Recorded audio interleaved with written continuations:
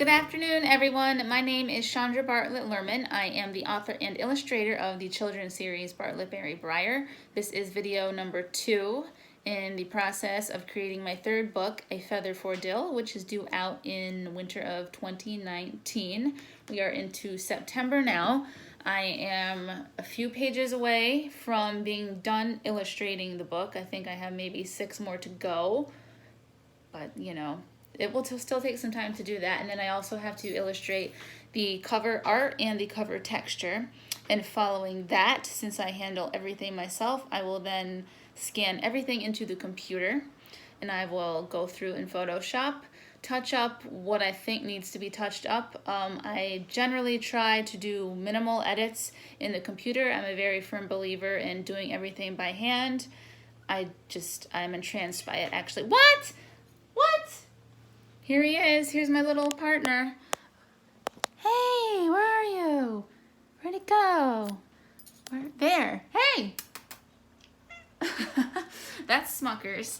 He, if you've ever read the dedication pages on my books, you will notice that he has had 2 books dedicated to him because he's my little darling. He sits in the chair next to me, and he's great company. Perfect. It would get rather lonely and boring.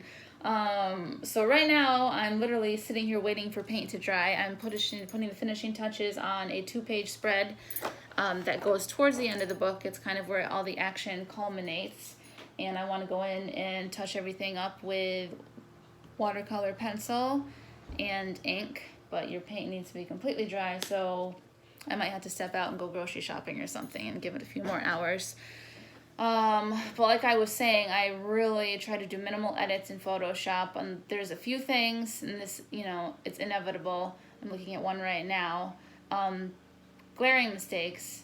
Not even mistakes, just things that will bother me if they don't get fixed, and, you know, very fortunate to have Photoshop to be able to do that. But anyway, after I do that, edit that, then I will be laying in the text myself. In my storyboards, let me see. Pull something up here. Thumbnails. See, here's a manuscript. All these little red check marks I do lets me know that I've illustrated the corresponding page. So the more check marks I see on my paper, the happier girl I am. Perfect. And there's the corresponding red checks as well. So these are some storyboards. And you'll see that I've placed loosely where the text should go. I feel like I could probably be a little bit more intricate with my storyboarding process, but what I do has worked relatively well for me. I mean, a lot of times people will mock up a complete book. They will copy and paste with tape and whatever in where they want the text to go and get it down to where like every a, the, as, where it will fall. I'm going to give myself a little bit more wiggle room in this book because I plan to do something a little different with my typeface than I have in the previous 2 books. But there'll be a lot of doing this and putting it into Adobe InDesign and Illustrator and just seeing what falls best where. So see, there's some more storyboards, but you know, you cannot move forward in a book. You can't have a book without first doing your storyboards. People say, is it illustration or story first? Story first. I mean, that's what I do. I don't know if I mentioned that in the first video. Sorry for repetition if I did, but you can't illustrate something that hasn't happened yet. That's kind of my thinking, so you have to have a story that is concrete in your mind. Actually, I probably shouldn't show too many of those because it will give away the book. So that's what we're looking at. That process generally will probably take me about a month. Then I try to have everyone close to me proofread because it's interesting. I could sit there, I could read the thing 20 times and not see something.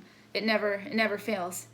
Someone will notice something else, and you kind of want it to go into as many hands as possible without ruining the book for everyone. So I'm going to try to give myself plenty of time to do that as well. And then it's off to press. And that's pretty exciting. And we're getting to the point now where all the illustrations are really coming together nicely, and it feels like a book. I can definitely see the finish line. Man, though, it's a lot of work. I always forget how much work it really is. I started back in April, so we're about 6 months into it. And that's about, it took me a better part of a year to get the Christmas book out. I think it was 10 months altogether. So I'm on time, but it just feels like I just want to get it going. I'm already thinking about a 4th one. So that's basically what's going on here today. I often pull out my first 2 books for reference. I did include something different. Usually I will do a belongs to page. I have that another one in the Christmas book too. I'm going to omit that this time and pop in something unprecedented for myself in there, and I actually had to cross-reference these books because since it's a series, you want it to be cohesive, and it's amazing. Children pick up on everything. They're so shrewd and so smart. So you want to minimize inconsistencies. You want to try to be consistent no matter what. So I will always, no matter what I have to do, be looking back at my books and future books just to make sure. In this book, I spoke about this on Instagram briefly, there's going to be a lot of outside shots. So we get to see really this whole world that Peaches inhabits and where she spends her time. And that's actually been really exciting and awesome for me as an artist to manufacture and create the Briar. I mean, in the first book, you know, we spent most of our time inside Marjoram and Grandpappy's house, and the illustrations weren't as detailed as I'm getting now. I guess I'm just evolving.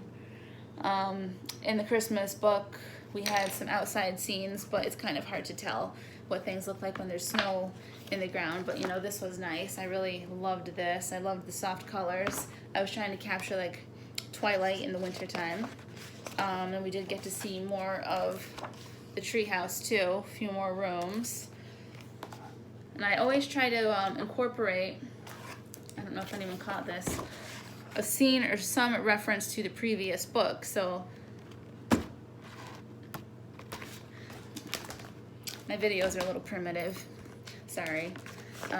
But you might recognize that as the party scene there. So look for something in the 3rd book that was in the Christmas book to pop up. So in the Christmas book, Peaches and Dill, sorry to spoil it for you if you haven't read it, they took a little excursion to an abandoned blackberry patch.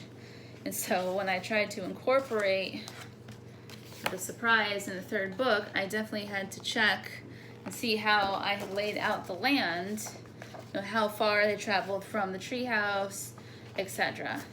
And it would indicate that they were quite a ways away. So in this book, Feather for Dill, I also had to really keep in mind how expansive the Briar is. I mean, they're just a little chipmunk, a baby chipmunk and a baby squirrel, so the world is very big to them.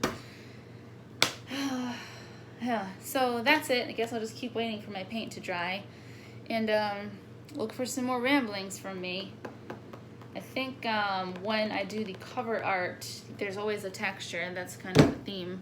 One of the things to look for in all these books, there's an illustrated texture underneath. I'll probably do a video of that, what I'm going to incorporate.